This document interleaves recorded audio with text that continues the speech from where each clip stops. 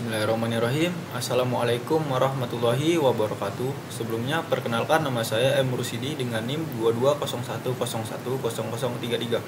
Nah, di sini saya akan menjelaskan dari bab 2 tentang dasar-dasar simuling dengan mata kuliah Teknik Kendali yang diampu oleh Bapak Insinyur Sapta Nugraha STMM. Nah, di sini juga ada dasar-dasar simuling. Simuling ini merupakan salah satu komponen MATLAB yang berfungsi sebagai pemrograman grafis. Aplikasi utama dari simuling adalah simulasi dinamika sistem. Proses simulasi dijalankan menggunakan bagian fitur yang berisi blok koneksi yang setara dengan setiap fitur. Simuling dapat digunakan sebagai sarana pemodelan, simulasi, dan analisis dinamika sistem menggunakan antarmuka pengguna grafik. Simuling terdiri dari beberapa toolbox yang dapat digunakan untuk menganalisis sistem linear dan non-linear. Pustaka yang umum digunakan dalam sistem kontrol termasuk Mathematica, Sinks, dan Source. Nah, ada juga library browser. Pada simuling library browser ini terdapat kolom pencarian, sehingga dapat mempermudah user jika ingin mencari komponen blok yang diperlukan.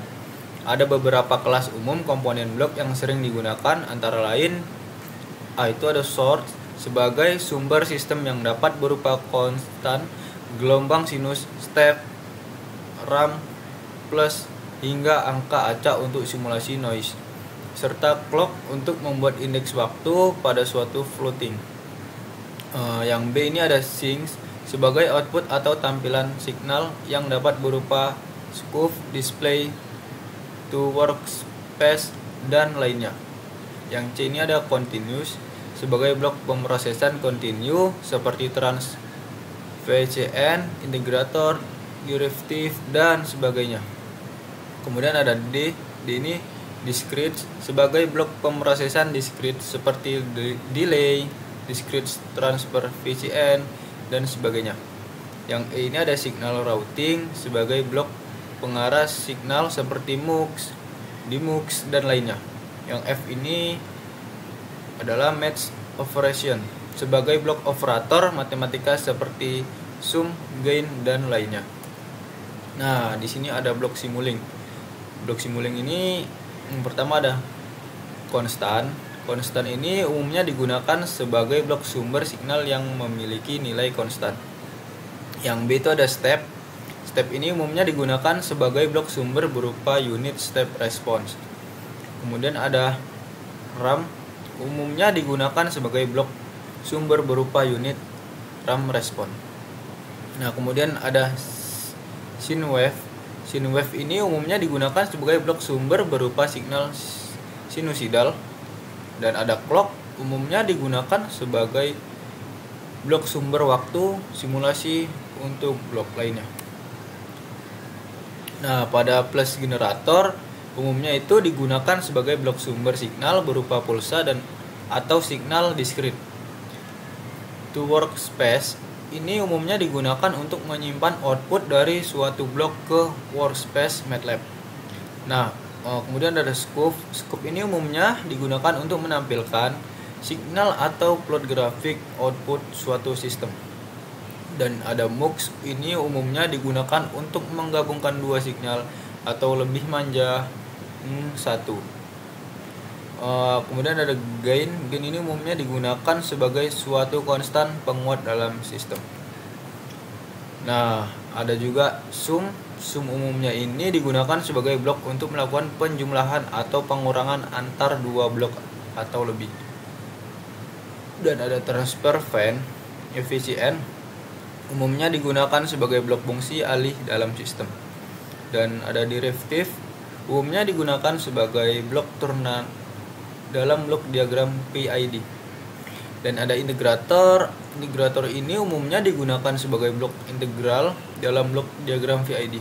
Dan terakhir ini ada PID controller, umumnya digunakan sebagai blok PID controller yang lebih mudah digunakan karena langsung dapat mengubah nilai konstan, proporsional, integral, dan derivatif dengan mudah melalui blok ini.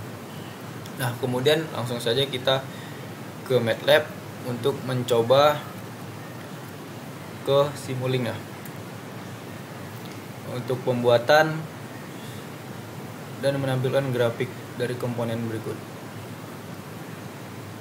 Kita ke Simulink.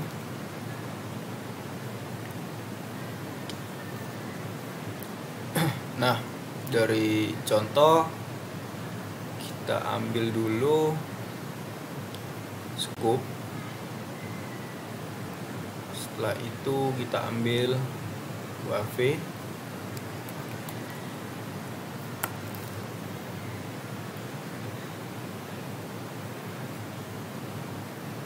Kemudian kita hubungkan.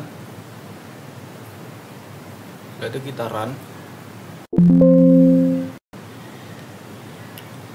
Nah, dari percobaan dari contoh pada modul 2, dia membentukkan sinyal gelombang pada komponen wave.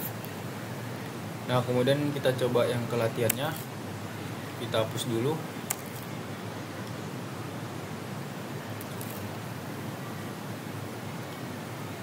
Awalan juga kita ambil yang sin wave. Setelah itu kita ambil yang step.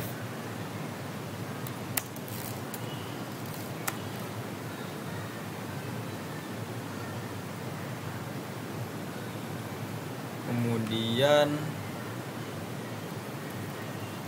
RAM.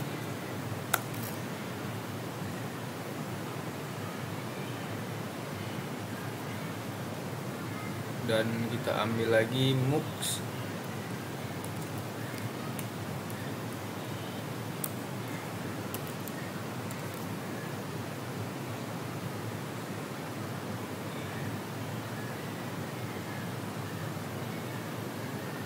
Dan terakhir kita ambil scoop.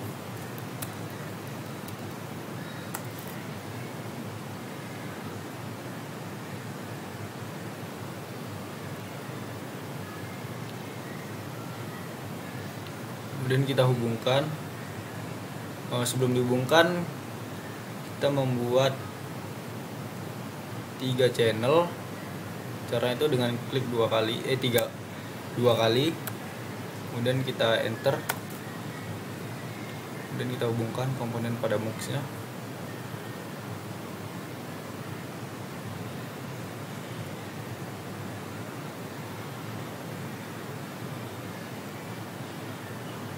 Kita coba run. Klik 2 kali scoopnya. Nah, dari ketiga komponen itu, yang dari self wave, dari step, dari RAM, nah dia menghasilkan grafik yang berbeda-beda. Ada gelombang, ada garis lurus, ada kayak sinyal digital begitu. Dia berbeda-beda setiap gelombangnya. Cukup sekian video dari saya. Saya akhiri. Wassalamualaikum warahmatullahi wabarakatuh.